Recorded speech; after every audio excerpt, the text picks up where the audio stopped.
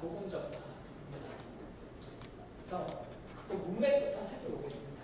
지금 저희가 8장에서 10장을 살펴보고 있어요. 고린도전서 8장과 10장이 이렇게 한 토막입니다. 고린도전서는 그래서 하나의 거대한 덩어리인데요. 이 8장에서 9장, 10장은 우상의 제물을 먹어도 되느냐 이런 질문에 대답하는 장입니다. 고린도 교인들은 우상의 신전에서 우상의 제물을 먹어도 되는가에 대해서 먹고 싶은 거죠. 먹고 싶으니까 계속 물어보는 거예요. 그러면서 하나님은 한 분이시지 않느냐. 하나님은 오직 한 분이시니까 우상들은 아무것도 아니다. 그러니까 우상에게 바쳐진 제물을 먹어도 별 상관이 없지 않을까 이렇게 주장했습니다. 그러면서 어떤 사람들은 우상의 신전에서 제물을 먹지 못하는 사람을 보면서 믿음이 약해 이렇게 생각을 한 것입니다. 하나님이 한 분이시고 하나님의 위대함을 믿지 못하니까 우상의 제물을 먹는 것을 두려워하는구나 라고 생각을 한 것이죠. 그러면서 제물을 우상에게 바쳐졌던 제물을 자신 있게 먹을 수 있는 사람은 믿음이 강한 사람이라고 부정했습니다. 자, 이런 상황이에요. 이런 상황에서 교회에서 분란이 막 나겠죠, 그죠? 나는 고기가 먹고 싶어서 믿음이 강한 자이고 싶은데 어떤 사람들은 우상에게 바쳐진 제물을 못 먹는다고 막 공격당하고 있는 그런 상황입니다. 바울이 이들을 설득하기 위해서 먼저 8장, 9장은 우상의 제물을 먹는 것이 너희들 말대로 먹을 수 있다고 하더라도 이러저러한 문제가 있어 라고 이야기하는 것이 8장, 9장입니다. 그리고 10장에서는 그리스도인들이 우상의 신전에서 우상의 제물을 먹으면 안 된다라고 아주 명시적으로 이야기를 합니다. 제가 이 본문을 다루면서 굉장히 어려운데 왜 어려운가 하면은요. 아마 여러분들 중에 대부분의 이제 성경을 배워보신 분들은 우상의 제물을 먹는 것은 아무 문제가 없지 않나요? 그 자체는? 하지만 주위 사람들 때문에 안 먹는 것 아닌가요? 라고 배우신 분들이 많아요. 그런데 실제로 성경을 꼼꼼히 살펴보면 그렇지는 않습니다. 그래서 저희가 쭉 살펴보고 있으니까 이번에 조금 설명이 미진하다고 느끼시는 분들은 이전 설교들을 좀 보시면 좋겠어요. 자, 그래서 얼마 전에 한 청년이 저한테 물어보셨어요. 목사님, 제가 친구 장례식 가서 절을 했어요. 이게 괜찮은 걸까요? 여러분, 안 됩니다. 그거는 이래도 되고 저래도 되는 문제 아니에요.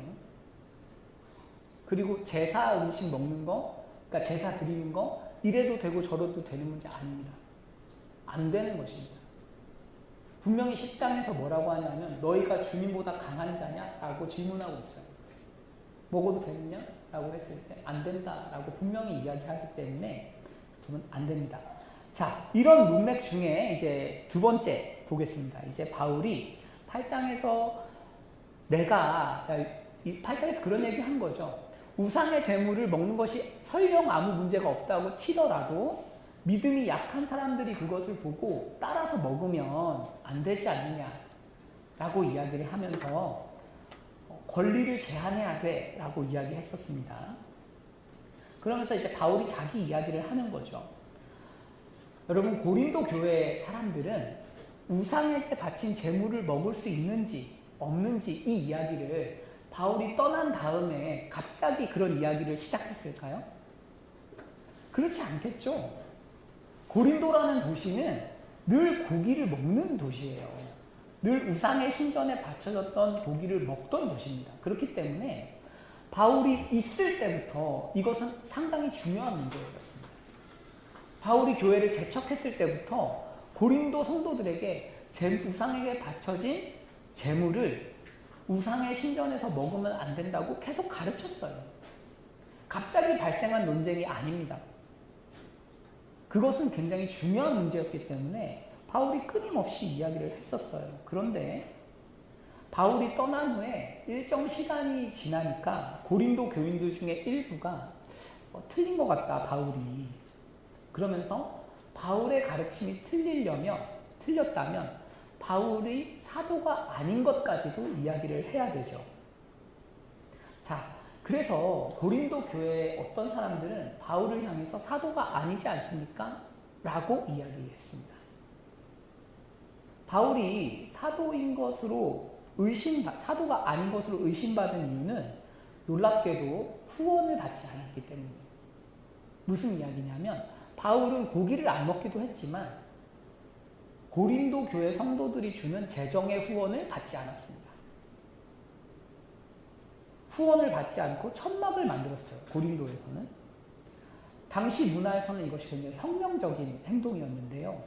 왜냐하면 이 헬라 문화에서는 이제 말쟁이들이죠. 철학자들이 와서 막 새로운 사상을 이야기하면 사람들이 돈을 줬어요. 그리고 많은 돈을 받을수록 더 좋은 철학이었습니다. 그런데 바울이 돈을 안 받는 거예요. 돈을 안 받으니까 이 사람들이 무슨 생각을 했는가 하면 고린도 사람들이 한번 삐뚤게 보니까 바울이 자신이 전하는 메시지에 자신이 없구나. 바울은 사실 돈을 받을 만한 메시지를 전하는 것이 아니었구나. 바울은 사도가 아니구나 라고 생각을 했던 것입니다. 자, 이런 문맥에서 오늘 1절에서 2절 말씀입니다. 저희 한번 같이 읽어보실까요? 시작.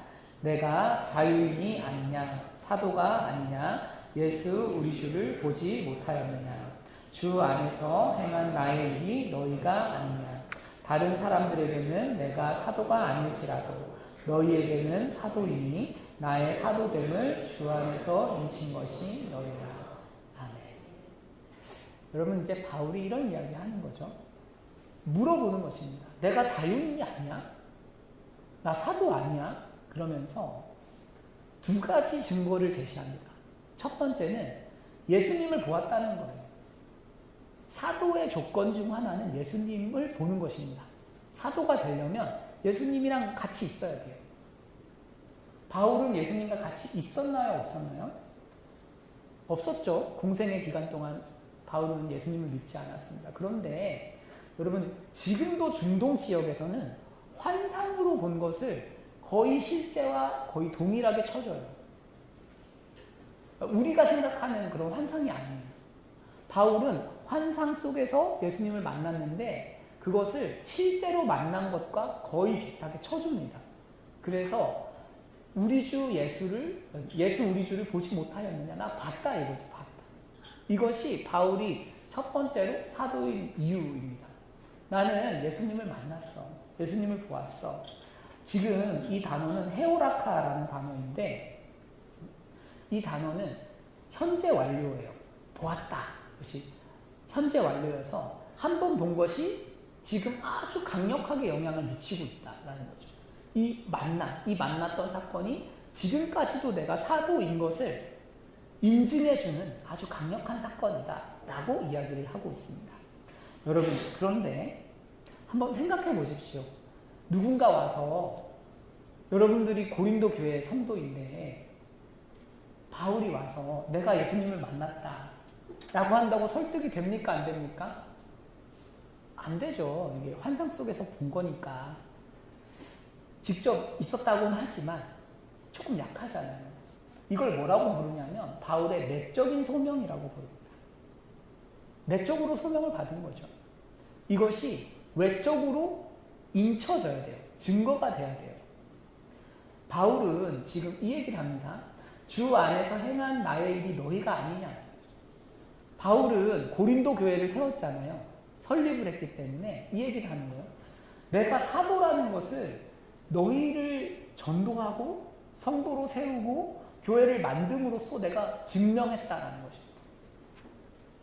그러니까 2절에 이렇게 이야기하죠. 다른 사람들에게는 내가 사도가 아닐 수 있다. 다른 사람들은 내 비판을 할 수 있다. 그런데 너희는 그러면 안 되지. 이런 거예요. 왜? 같이 고린도 교회를 세웠으니까. 그리고 바울이 열심히 사역해서 사역의 결과물이지 않습니까? 고린도 교회 성도들이. 말하자면 바울은 교회를 세움으로써 자신의 사도됨을 교회에게 인정받은 것이죠. 이해 가시죠? 말하자면 예수님이 보내셨기 때문에 인정이 없더라도 사도가 맞죠. 맞는데 사도됨을 사람들이 공적으로 인정할 수밖에 없는 것은 바울이 교회를 세웠기 때문입니다. 교회에 유익을 주었기 때문이죠. 만약에 고린도 교인들이 바울은 사도가 아니야 라고 지금 이렇게 주장한다면 이런 얘기죠. 바울에게 은혜를 받고 바울을 통해서 말씀을 배운 사람들이 바울이 사도가 아니야 라는 것은 자신들의 믿음도 부정하는 것이죠. 사실. 그래서 바울이 야, 너희는 그러면 안 되지 않아? 이런 이야기를 하고 있는 것입니다. 주제가 나온 김에 여러분 소명에 관해서 한번 정리해보면 좋겠어요. 소명 한번 넘겨주시겠어요? 소명이라는 것은 두 가지로 나눌 수 있어요. 여러분들도 청년의 때에 내 소명이 무엇인가 고민하시잖아요. 그렇죠? 소명이 무엇인가. 내적 소명이 있어요. 이건 뭐냐면 자기만 아는 거예요. 자기만. 나만 아는 거. 말하자면 내 은사예요. 은사. 나는 사람을 가르칠 때 뭔가 좋은 것 같아. 나는 찬양할 때 좋은 것 같아. 나는 교회에서 뭔가 일할 때 좋은 것 같아. 뭐 다양하죠. 그렇죠? 이게 은사입니다. 그리고 그 일을 돈을 주지 않아도 해요. 막 하고 싶어. 막 하고 싶어요. 괜히 막 교회를 섬기고 싶고 뭔가 이 일을 하고 싶어요. 그리고 어느 순간 삶을 되돌아보면 하나님이 자꾸 그 일을 시키신 것 같아요. 이게 내적 소명이에요. 이해 가시죠? 이게 내적 소명입니다. 자, 우리 중에 어떤 사람이 목사가 되겠다고 딱 나왔어요. 자기는 가르침의 은사가 있다. 그리고 나는 말씀을 막 가르치고 싶은 열정이 있다. 그리고 삶을 되돌아보니 하나님이 나를 말씀을 계속 가르쳐오고 나 역시도 말씀을 가르친 것 같다. 내적 소명을 받아서 왔다고 칩시다. 이걸 어떻게 구별할까요? 정말 소명을 받은지? 외적인 소명으로 검증하는 거죠.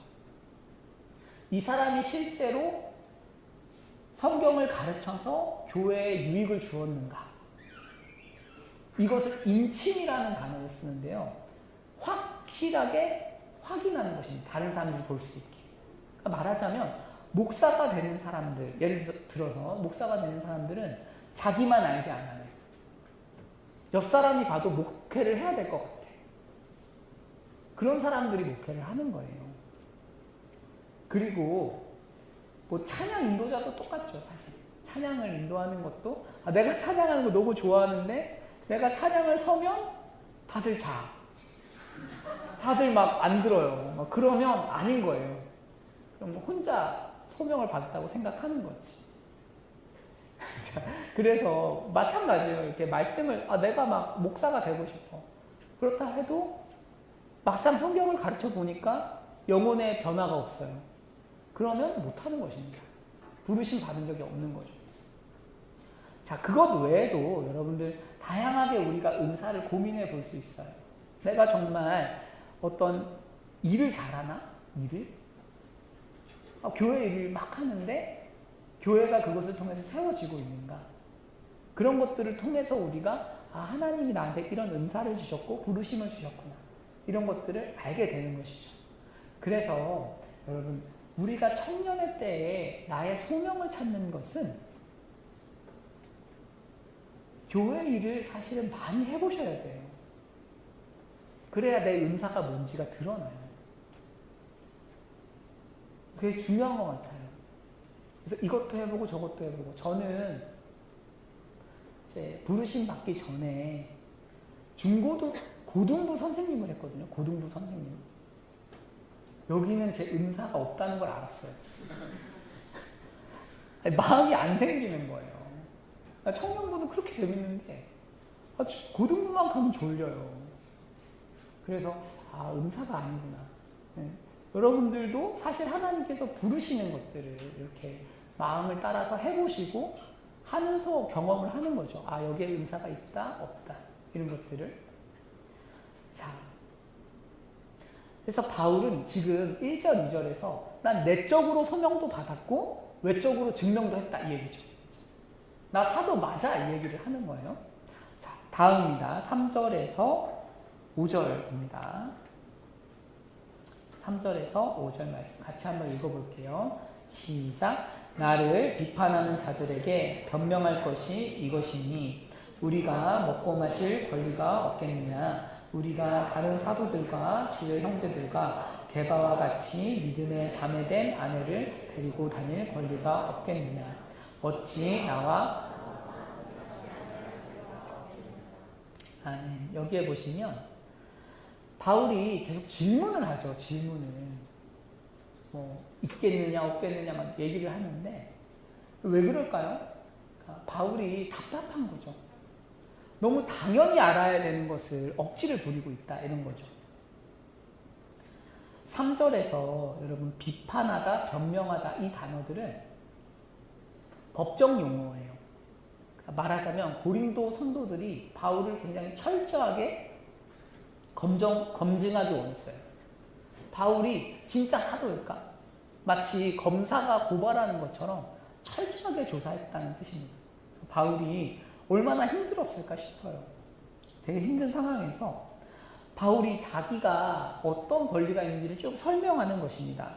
여러분 4절에 보시면 먹고 마실 권리가 없겠니? 이거죠. 바울이 고린도에 있을 때 바울은 우상에게 바쳐진 고기를 안 먹었어요.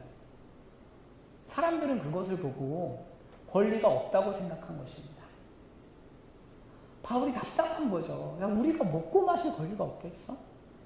우리 선교팀이 그런 권리가 없겠니? 그러면서 5절인데요. 우리가 다른 사도들과 주의 형제들과 게바와 같이 믿음에 자매된 아내를 데리고 다닐 권리가 없겠니? 가족들하고 같이 다닐 수도 있어, 우리는. 우리도 그런 권리가 있어. 6절에 나와 바나바만 일하지 않을 권리가 없겠니? 여기서 일은 육체 노동을 의미하거든요. 바울이 천방을 열심히 만들었기 때문에 사람들은 이런 생각을 한 거죠. 아, 바울은 조금 하급의 혹은 사도가 아니기 때문에 일을 열심히 하는구나. 근데 바울은 그런 것이 아니라 난 그런 권리를 다 가지고 있어. 그렇죠. 종합하면 뭐예요? 바울은 사실 모든 권리를 다 가지고 있는 사람입니다. 사역자들은 여러분 교회로부터 월급을 받지는 않아요. 월급이라는 개념이 아닙니다, 여러분. 사례비라는 개념이에요. 그러니까 월급은 노동력이랑 교환하는 거잖아요. 그렇죠? 그런데 사례비는 이 사람이 한 달 동안 살 수 있는 돈을 주는 거예요. 그러니까 개념이 다르죠. 그러니까 목사님이 얼마나 일을 많이 하느냐는 그렇게 중요하지 않아요. 이해 가시죠? 그러니까 이 사람이 한 달 동안 이 가정을 꾸리기 위해서 어느 정도의 돈이 필요하지를 결정하고 그것을 교회가 주는 것입니다. 그런 권리가 있다는 것이죠. 사역자는 그래서 노동력의 대가로 돈을 받지 않고요. 양들에게 집중하기 위해서 양들의 상황을 살피고 마음을 쏟기 위해서 돈을 받는 것입니다. 돈이 없으면 돈 걱정을 할 거 아니에요. 그죠? 그러니까 그러지 않기 위해서 하는 거죠. 자, 그러면 이 권리는 어떻게 생긴 걸까요? 그 다음 한번 보겠습니다. 사도가 가진 권리의 출처 두 가지인데요. 7절입니다. 7절. 우리 같이 한번 읽어보실까요? 시작. 누가 자기의 비용으로 분봉물을 하겠느냐? 누가 포도를 심고 그 열매를 먹지 않겠느냐? 누가 양떼를 기르고 그 양떼의 젖을 먹지 않겠느냐? 아멘. 여러분 군인이 되면 꼭 해야 되는 게 하나 있어요. 뭘 해야 되냐면 그 밤에 일어나서 그 경계를 서야 돼요. 그러니까 늘 이렇게 그 보초를 선다고 하면 이제 저도 가물가물한데 저는 불침범 막 이런 거 썼던 것 같은데 여러분 그런데 이 군인이라는 직업이 돈 벌면서 할 수 있습니까? 군인이 밖에 나가서 한 8시간 돈을 벌고 돌아와서 밤에 그렇게 경비를 설 수 있어요? 안 되겠죠. 전쟁을 못 하겠죠. 자기 비용으로 군복무를 하는 사람은 없다는 것입니다. 그리고 군인은 군인이기 때문에 돈을 다 받죠. 그리고 누가 포도를 심고 그 열매를 먹지 않겠습니까? 포도를 심으면 심고만 먹죠. 저희 이번에 선교 가서 복숭아밭 갔거든요. 그래서 2시간 제가 스쿼트를 했어요.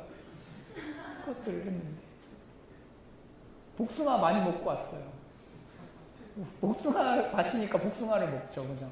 열매를 먹는 것이죠. 누가 양떼를 기르고 그 양떼의 젖을 먹지 않겠느냐. 그죠?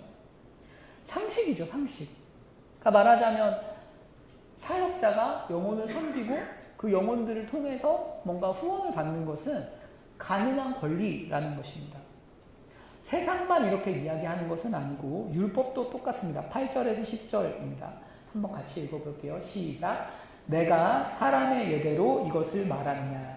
율법도 이것을 말하지 아니하느냐. 모세의 율법에 곡식을 밟아 떠는 소에게 망을 씌우지 말라 기록하였으니 하나님께서 어찌 소들을 위하여 염려하시느냐. 오로지 우리를 위하여 말씀하심이 아니냐.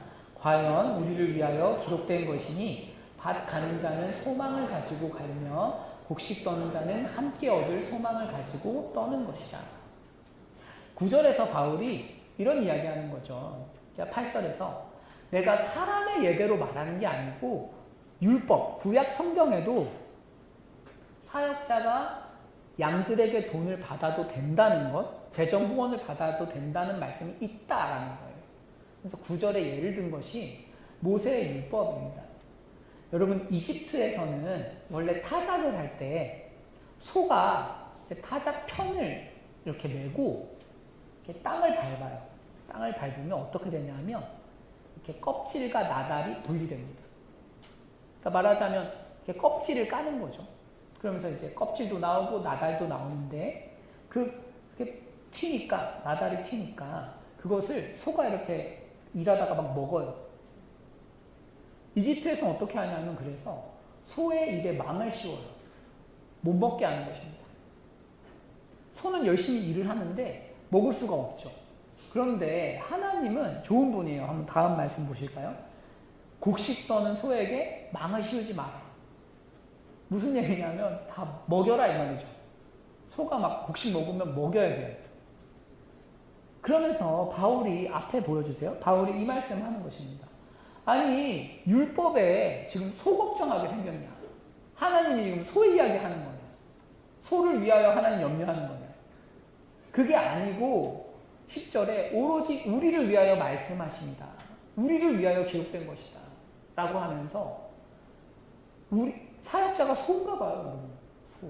그래가지고 소처럼 열심히 일을 해야 되는데 그래서 이제 밭 가는 자는 소망을 가지고 갈고 곡식을 떠는 자는 함께 얻을 소망을 가지고 떠는 거죠. 그래서 사역자가 이렇게 먹어도 된다 이런 얘기를 하고 있습니다. 율법도 사역자들이 양들에게 생계비를 지원받는 것을 지지한다라는 거예요. 여러분 저는 이런 측면에서 성도님들이 사역자의 삶에 대해서 정말 조금은 진지하게 한 번쯤은 고민해 보시면 좋겠습니다. 주제가 나와서요. 최근에 이중직 목회에 대한 이야기가 많이 나오고 있어요. 이제 돈이 없으니까 사역자들이 평일에는 일을 하고 주말에는 사역을 하겠다는 거죠. 사실 그것은 성경이 정상적으로 제시하는 기준은 아니에요. 바울도 여러분 평생 늘 자비량한 건 아닙니다. 바울도 후원 받을 거 받았어요.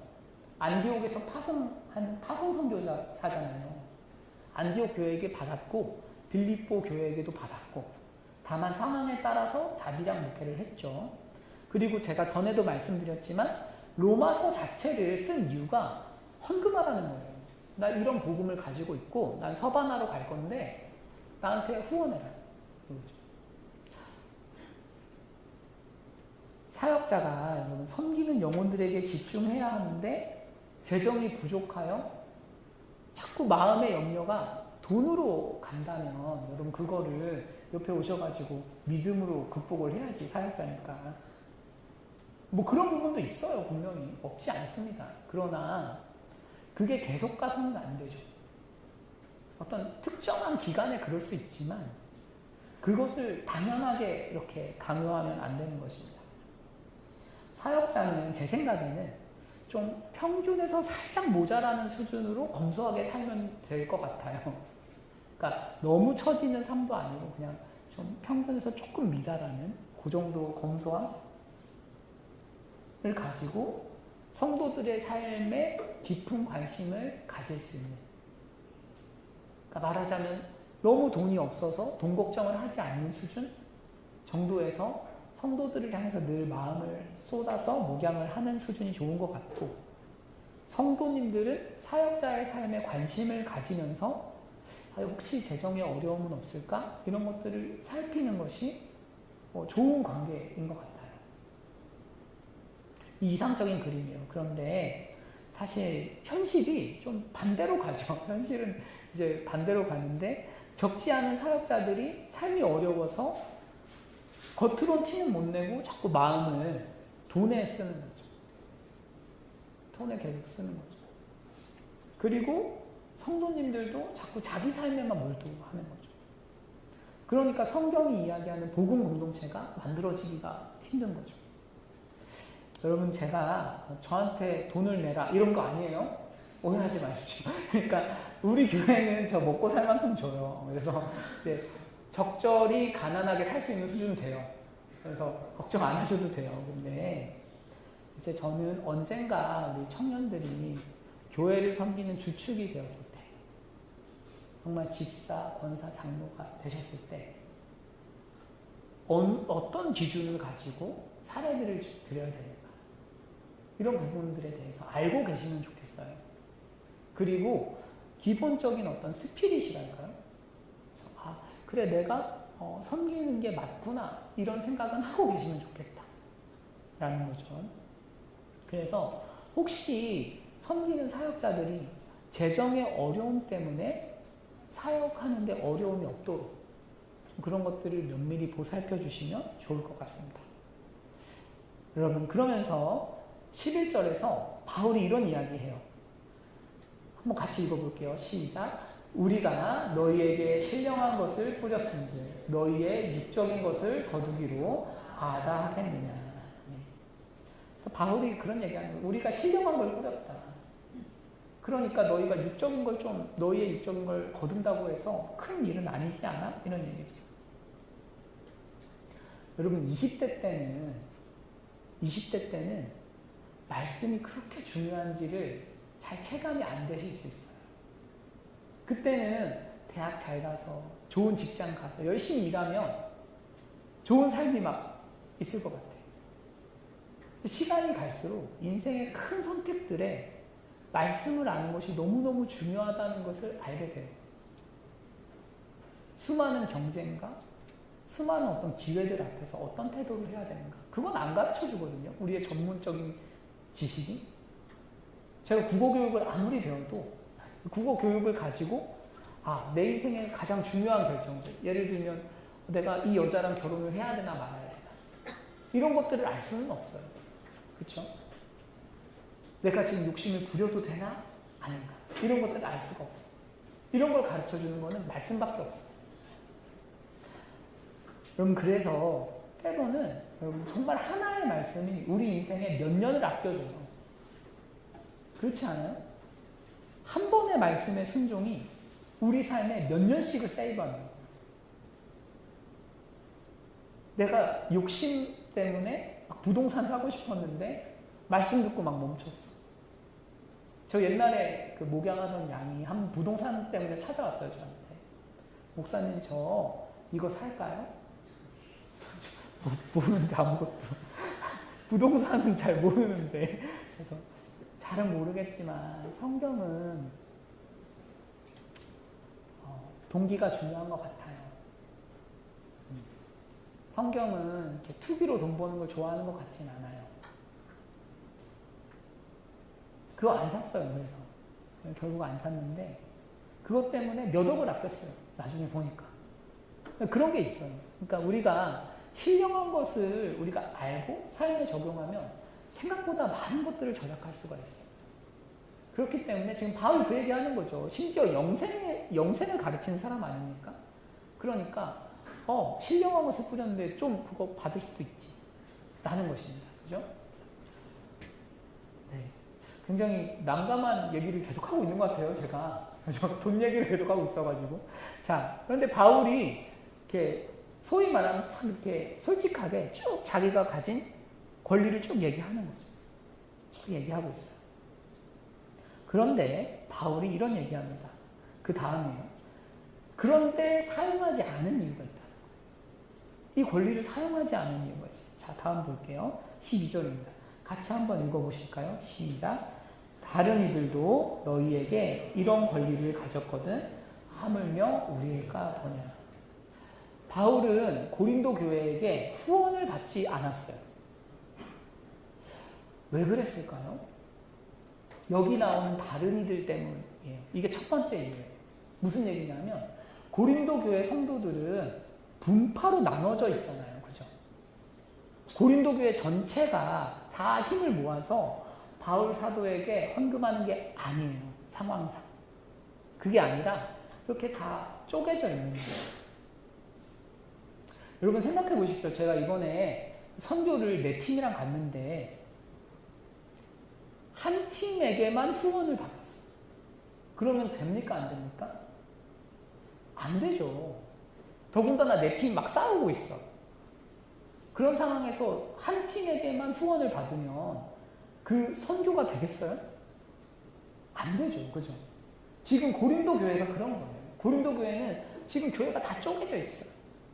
그런 상황에서 한쪽에서 이렇게 얘기하는 거예요. 바울 사도 저희가 돈 얼마를 드릴게요. 그거 받으면 그 사람들이 바울 사도가 우리 인정해줬어. 이렇게 될 거 아니에요. 그죠? 그러면 교회 전체가 다 쪼개지는 거죠.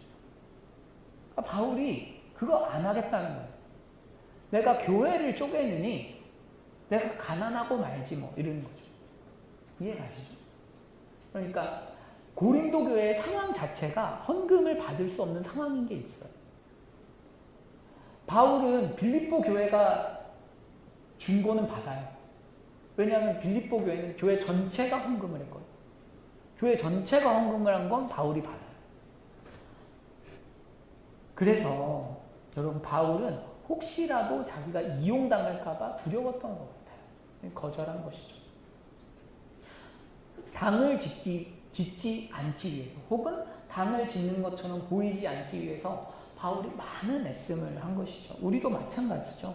그러니까 우리가 여러분 청년회 때에는 이게 잘 이해가 안 가실 수도 있는데 교회 전체랑 사역하는 법을 계속 익히셔야 돼요. 그러니까 성북중앙교회 이름으로 일하는 걸 배우셔야 돼요. 그러니까 무슨 얘기냐면 구체적으로 한 2가지 정도 생각해 볼 수 있는데 먼저 여러분 선교 헌금할 때 선교지에 헌금하실 때 교회를 거쳐서 해주시면 좋겠어요. 그런 거 있잖아요. 예를 들어서 내가 대만교회에 헌금을 하고 싶어. 그럴 때 여러분 다이렉트로 자기 이름으로 안 하셨으면 좋겠어요. 이해 가시죠? 교회를 통해서 지정헌금이 갈 수 있도록. 왜? 교회 전체랑 사역을 해야 되니까. 교회 질서 속에서. 저한테 이렇게 물어보시는 분들 계세요. 개인적으로 11조를 우리 교회에 안 하고 저쪽에 해도 되냐. 청년회 때에는 뭐 그게 한두 번 뭐 그럴 수 있다고 생각하는데 그러면 저는 지정헌금을 그냥 해주시면 좋겠어요. 그럴 거면 그냥 지정헌금으로 어디에 헌금해 주세요 라고 성북중앙교회 이름으로 헌금을 해주시면 좋겠어요. 왜냐하면 우리는 컴패션이나 굿네이버스 같이 NGO 단체를 섬기는 게 아니에요. 교회를 섬기잖아요. 교회를. 그럼 교회는 주님의 것이기 때문에 자꾸 자기 이름을 감추는 법을 배워야 돼요. 내가 이렇게 자꾸 이름을 드러내려고 하면 좀 곤란하다라는 거죠. 지난번에 저희 JYM이랑 연합집회 했잖아요. JYM 연합집회 할 때도 성북중앙교회 계좌를 통해서 우리가 헌금을 받고 그걸 모아서 드렸어요. 왜 그러냐 하면 그렇게 안 해도 돼, 사실은. 더 행정적으로 복잡하잖아요. 사실 그냥 한 번에 드리면 되는데. 그런데 여러분 자꾸 교회가 드러날 수 있도록, 그게 이제 교회를 세워가는 원칙이죠. 그러니까 바울이 지금 교회 생각을 하는 거거든요. 돈을 받지 않는 이유도 교회 때문인 거예요. 그러니까 교회를 먼저 생각하는 것들을 자꾸 배워주시면 좋겠습니다. 그리고 개인적으로 꼭 돕고 싶으면 사무실에 가셔서 지정원금이라고 해주시면 돼요. 지정원금입니다. 이거는 거기에 꼭 써주세요. 이렇게 하시면 크게 문제 없으니까 성북중앙교회 이름으로 선교지와 쭉 연결될 수 있게 애써주시면 좋겠습니다. 그리고 다음으로 개인적으로 나에게 잘해주면서 나를 원하는 대로 조종하려는 사람들을 잘 구별해야 돼요. 무슨 얘기냐면 교회가 허락한 질서 속에서 만나고 헤어지면 좋겠어요. 굉장히 중요해요. 저는 이제 교구는 교구 사역자와, 그죠? 청년은 청년 사역자와 연결돼 있잖아요. 저와 이제 교구 우리 작년 성도님들과의 관계는 어떠냐면 좀 거리가 있잖아요, 그죠? 잘 모르시니까 저를 좋아하시는 분들이 계세요. 믿기지 않겠지만 여러분 계세요. 그래서 막 선물 주러 오시고 뭐 이렇게 주러 오시거든요. 이제 그게 좀 마음이 어려워요. 왜 그러냐면 질서랑 안 맞아요. 잠깐은 좋은데 장기적으로 좋지 않아요. 교회 질서가 있잖아요. 그러니까 해당 교구 목사님을 섬겨야지. 섬길 거면. 그죠? 이거 저한테 오면 안 되는 거죠. 질문이나. 그러니까 무슨 성경에 대한 질문이 있는데 저한테 찾아오시는 분도 계세요. 그럼 이제 한 번은 괜찮지. 그죠? 한 번은 그럴 수 있지만 두 번, 세 번 되면 안 되잖아요. 그죠? 뭐 이제 그런 거죠. 이제 우리 질서가 있으니까. 마찬가지예요. 청년들도 사실은 교구 사역자한테 가는 게 좋지 않아요. 질서 속에서 움직이세요. 단기적으로는 괜찮아요. 그렇지만 장기적으로 좋지 않아요. 그러니까 교회의 질서 속에서 계속 관계를 맺고 헤어지고 끊고 이런 것들도 중요합니다. 그래서 사역자를 향한 선호는 여러분 자유예요. 뭐 누구 좋아할 수 있고 누구 싫어할 수 있지. 하지만 표출은 자유가 아니에요. 질서 속에서 하네요. 질서 속에서. 왜냐하면 교회를 생각해야지. 교회를 생각해서 교회를 건강하게 만들어줘야죠. 그리고 사역자 역시도 그것을 받아주면서 어떤 성도와 특별한 관계를 맺어서는 안 되는 거죠. 자, 사랑방도 마찬가지죠. 우리가 교회에서 이제 사랑방도 있고 한데 질서 속에서 계속 움직여주시면 좋겠어요. 이제 2학기를 했어. 사랑방을 딱 묶어서 했는데 사랑방 사람들을 한 번도 안 만났어. 내 친한 사람들은 다 만났어. 이러면 사실 질서 속에서 움직이는 게 아니죠. 제가 반복적으로 늘 말씀드리지만 교회는 내가 좋아하는 사람들을 찾아다니는 곳이 아니에요. 질서 속에서 그때그때 주님이 만나게 하신 사람들을 섬기고 사랑하는 거죠. 자, 그래서 교회는 자꾸 이게 친한 사람이 생기고 당이 지어지면은 어느새 되게 힘든 문제들이 생길 수 있어요. 그러니까 우리의 즐거움과 기쁨이 누군가에게는 소외감으로 작동할 수 있단 말이죠. 이번에도 저는 이제 선교 다녀오면서 걱정이 많아요. 사실. 걱정되는 부분들이 있어요. 구미선교, 사량도 선교 너무 잘하고 왔는데 선교를 가지 않은 분들도 계시잖아요. 그런 분들도 그 거대한 어떤 공동체 이야기 안에 잘 녹아들 수 있게 우리가 신경을 써야 되는 거죠. 그러니까 적당한 때가 되면 이제 헤어져야 되는 거죠. 그래서 여러분, 바울이 지금 12절을 보십시오. 다른 이들도 너희에게 이런 권리를 가졌거든. 이라는 게 그런 얘기예요. 교회가 쪼개지는 것에 대해서, 교회가 당으로 움직이는 것에 대해서 바울이 걱정하고 있어요. 이런 부분을 여러분 늘 이렇게 리더들은 신경 써주시면서 특별히 그래서 이런 부분은 조심해야겠다.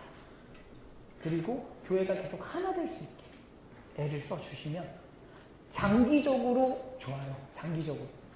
그러니까 단기적으로는 아쉬워. 그죠? 단기적으로는 헤어지니까 아쉽지만 장기적으로 결국은 훨씬 건강해지죠.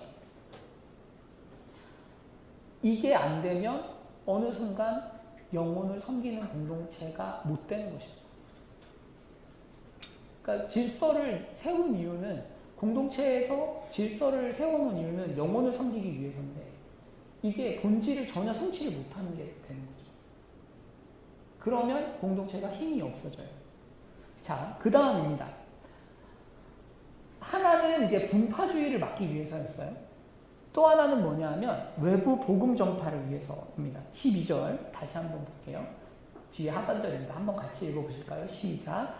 그러나 우리가 이 권리를 쓰지 아니하고 범사에 참는 것은 그리스도의 복음에 아무 장애가 없게 하려 함이로다. 아멘. 바울이 후원을 받지 않은 이유는 지금까지 내가 돈을 다 받을 수 있어 쭉 얘기하고 그 다음에 그렇지만 안 썼어. 그 이유가 뭐냐면 그리스도의 복음에 장애가 없게 하기 위해서예요.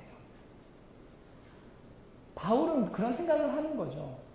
혹시라도 자기가 돈을 받으면, 후원을 받으면 복음을 받아들이는 사람들이 이거 결국 돈 내라는 거구나. 이런 생각을 할 수 있지 않습니까? 바울은 그게 싫었던 거예요. 왜냐하면 우리는 은혜의 복음이잖아요. 그렇죠? 자격 없는 사람에게 값없이 주어진 복음이지 않습니까? 말하자면 자격이 없을수록 더 자격이 있는 게 우리 복음이란 말이에요. 이걸 전하는데 어떤 사람이 이런 생각을 하는 거죠. 결국은 돈 내라고 할 거잖아. 이런 오해가 싫은 것입니다. 바울은 혹시라도 이 복음이 어떤 사람에게 거절될까봐 걱정하는 것이죠. 지금도 교회에 가면 11 줘야 돼, 돈 내야 돼 이래서 안 믿는 분들도 계시잖아요. 그렇죠? 교회 가면 돈 내라고 해. 그래서 안 가. 오해죠. 그렇지만 그게 또 그분들이 경험한 교회죠. 이런 오해들이 있는 거죠. 그러니까 바울이 그러면 나는 빈곤해질 거야 라고 결심을 한 거죠. 바울은 저는 이렇게 묵상을 하면서 바울 사도가 너무 은혜 안에서 대단한 것 같아요. 왜냐하면 바울은 고린도 성도들이 자기를 오해할 걸 알고 있었어요. 바울은 고린도 성도들이 자기의 사도성을 의심할 걸 알고 있었어요. 자기가 후원을 안 받으면 쟤 뭔가 캥기는 게 있어서 안 받는 거야. 이렇게 오해할 걸 바울이 알고 있었어요. 그런데 그런 오해를 받더라도 새로운 사람들에게 복음이 전파되는 것을 더 많이 신경 쓴 것입니다. 좀 욕 먹지 뭐. 그렇더라도 복음이 전파돼야지 라는 거죠.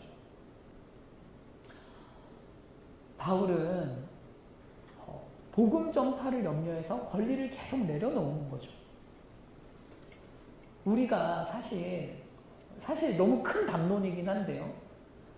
한국 교회가 계속 이제 성세를 누리다가 몰락하고 있다. 이런 얘기들 많이 하잖아요. 근데 제가 이렇게 조사를 해보니까 최초의 대형교회 세습이 90년대 말쯤 일어났어요. 저쪽 충영교회에서 일어났어요. 그걸 기점으로 거의 대형교회 세습이 다 이루어졌어요. 그러니까 사람들은 오해하죠. 교회 내에서는 오히려 그래 목사 아들이 이어서 하는 것도 오히려 나을 수도 있어. 이런 분위기들도 있거든요. 그런데 세상 사람들은 그렇게 생각 안 하잖아요. 교회도 기업이랑 똑같네. 오해하지만 또 실제로 그런 부분도 있죠. 그러면서 복음 전파가 안 되는 거죠. 저도 이렇게 돌아봐요. 나는 어디로 가고 있나. 전에 교회에서 저는 선물을 안 받았어요. 물론 선물을 되게 주고 싶어 하는 사람도 없었어. 그렇지만 선물 안 받았어요. 이제 좀 저의 고민은 그런 거죠. 가면 청년들 뭐 한 20명 있어요. 다 망해가는 교회야, 사실. 잘 안 돼요. 그런데 그 교회에서 막 대접받아. 그럼 세상 사람들 보기에 그게 복음 전파가 됩니까? 그거 보면서 저는 그게 좀 웃긴 거예요. 목사의 생일을 챙기는 게 좋은가? 우리 목사님 생일하고 이렇게 갖다 주면 이렇게 우리 안에서 좋지. 근데 과연 이제 세상 사람들은 안 그래도 목사님 욕하고 싶어서 난리인데 그게 맞나? 복음 전파에 걸림돌이 되지 않나? 제가 안 받았어요. 그런데 실제로 이것 때문에 교회 오시는 분들 계셨어. 이것 때문에 전도되는 분들도 계셨어요. 실제로 우리가 뭔가를 내려놓잖아요. 그러면 복음 전파의 장애물이 없어져요. 그러니까 이제 저희 교회에 와서 그런 생각하는 거죠. 세상이랑 오히려 더 괴리가 생기는 것 같다. 좀. 저는 이 안에서 많은 청년들을 만나잖아요. 그러니까 세상이 얼마나 목사에게 매섭게 구는지에 대한 감각이 조금 없어지는 것 같아요. 이게 조금 무서운 것 같아요. 그래서 너무 어떤 순간에는 이렇게 천둥벌거숭이 같은 느낌이 들 때가 있어요. 세상의 그 매서운 시선, 복음 전파의 장애물이 되는 나의 행동들, 그런 것들을 생각하면 좀 어려워요. 그래서 뭔가를 내려놔야 되는데 시스템상 뭘 내려놓을 것도 없다. 그런 생각을 하면서 지금 저도 찾아볼 생각입니다. 여러분들은 복음 전파를 위해서 뭘 좀 내려놓고 계십니까? 온 세상이 청년부, 교회 청년부 생각하면 뭐라 그래요? 교회 다니는 애들, 연애하러 다니는 거 아니에요? 놀러 가는 거잖아요. 다 그런 얘기 하지 않습니까? 여러분은 어떻게 대응하고 계십니까? 저는 우리 청년들이 좀 거룩하게 구별되면 좋겠어요. 좀 내려놓을 거 내려놓고, 공동체 안에서 내가 해도 되는 행동인가? 이런 거 말고, 복음 전파를 위해서 나는 뭘 내려놔야 할까? 이런 고민을 해보면 좋겠습니다. 자, 그 다음입니다. 우상의 신전에서 재물 먹는 권리를 포기해라. 자, 13절, 14절인데요. 우리 같이 한번 읽어보겠습니다. 시작. 성전의 일을 하는 이들은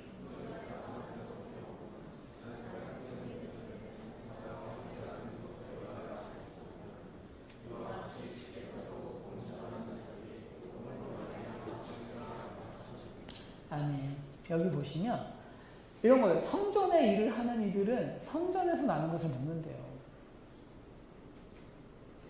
이건 그런 거죠. 복음을 전파하는 사람은 복음으로 말미암아 이제 살 수 있는 거죠. 후원을 받을 수 있는 거죠. 그리고 제단에서 섬기는 이들은 우상의 제단이거든요. 우상과 함께 나누는 것을 알지 못하느냐? 이렇게 이야기를 하고 있어요. 이 구절이 굉장히 흥미로운 구절이에요. 뭐냐면 좁은 의미로는 이런 거죠. 바울은 이런 얘기하는 거예요. 성전의 일을 하는 사람, 즉 복음을 전하는 사람은 복음으로 말미암아 사는 거야. 이런 의미가 있고, 보다 넓은 문맥에서는 이런 얘기죠. 보세요. 지금 제단에서 섬기는 이들은 제단과 함께 먹죠. 우상의 재물을 먹죠. 제단에서 섬기는 사람 맞나요? 그렇죠? 그런데 지금 고린도 교회 성도들은 뭐 먹고 싶어요? 우상의 재물을 먹고 싶은 거죠. 바울이 우회적으로 이 얘기하는 거죠. 너희 권리를 추구하다 보니까 제단에서 섬기는 이들하고 같은 거네. 이런 얘기예요. 지금 우상을 섬기는 사람들하고 너희 같은 거 먹는 거야. 세상하고 너희 구별이 안 돼. 이런 얘기죠. 여러분, 그리스도인들이 계속 권리를 추구하면 어떻게 되는지 아세요? 똑같아져요, 세상하고. 이게 우리가 기성세대들에게 실망하는 부분이라면 실망하는 부분 아닙니까? 저는 제 교회 다닐 때 사실 정말 기자성 같은 선배들 많이 봤어요. 그런데 제가 한 가지 그 선배들에게 너무 아쉬운 것 중 하나는 되게 유명하고 잘 되고 좋은데 너무 잘 살아요. 너무 잘 살아요. 조금 한 명 정도는 한 분 정도는 좀 가난하게 산다. 좀 이런 얘기를 좀 이렇게 보고 싶은데 그렇지 않고 권리 계속 이제 중대형 교회 목사로 담임 목사로 계속 승승장구하니까 권리를 계속 챙겨주잖아요. 또 옆에서 챙겨주다 보면 세상에서 성공한 거랑 크게 차이가 안 나는 거예요. 비슷한 거예요. 막 10,000명, 20,000명 목회를 하고 그리고 나서 결국은 비슷한 거예요. 뭔가 세상에서 사업한 사람과 담임 목회를 해서 성공한 사람의 끝이 사실은 비슷한 느낌을 주는 거예요. 앞에서 아무리 뭔가 얘기를 해도. 그래서 이건 좀 아쉽다. 사람이 권리를 내려놓지 못하면 다 비슷비슷해지는구나 이게. 그러니까 기독교 신앙의 본질이 뭡니까? 권리 포기죠. 권리 포기란 말이에요. 제가 이번에 운전 연수 받으면서 제 운전 연수 해주신 분이 간증을 10시간 했어요. 제 옆에서. 교회를 안 다니시지만 제 하나님 만난 얘기를 한 10시간 했어요. 그러면서 저한테 그런 얘기해요. 강남에 사랑의 교회 압니까? 막 이러고 저한테. 그래서 뭐 들어봤습니다. 저한테.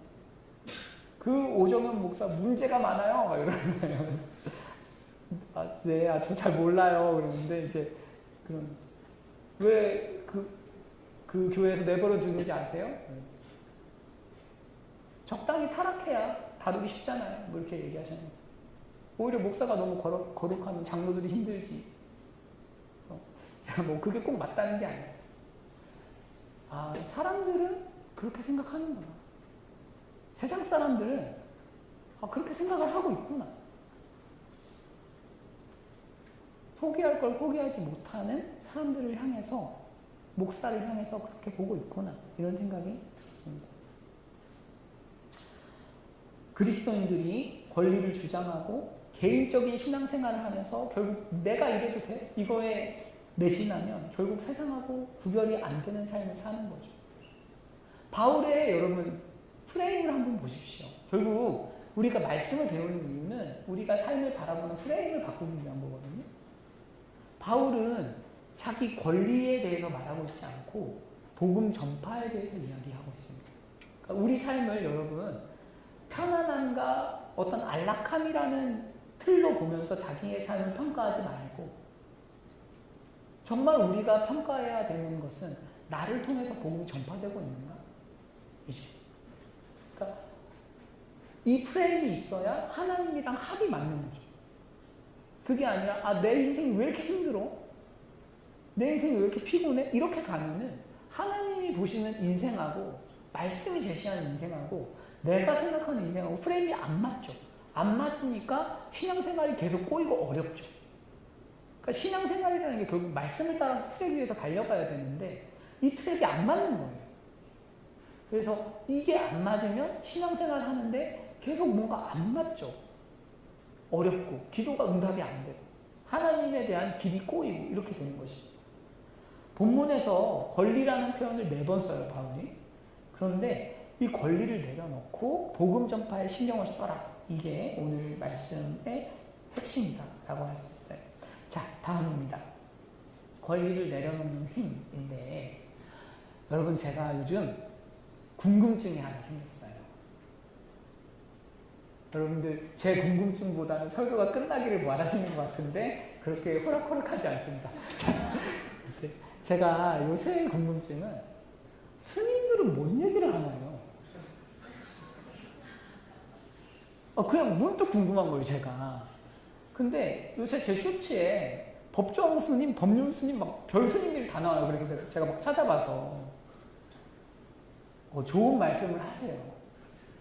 저도 은혜 받고 있어요. 그런데 저는 그러니까 이게 뭐가 다르냐는 거예요. 우리랑 불교랑 뭐가 다르냐. 뭐가 다르냐면 지금까지 한 얘기는 똑같을 수 있어요. 어떤 얘기. 불교도 주님이 그렇게 우리에게 행하신다는 거예요. 여러분, 제가 권리 내려놓고 권리 내려놓자고 했어요. 내려놓을 수 있습니까? 뭐 하나 포기가 됩니까? 쉽지 않거든요. 그런데 우리는 그게 하나님의 능력으로 된다는 것입니다.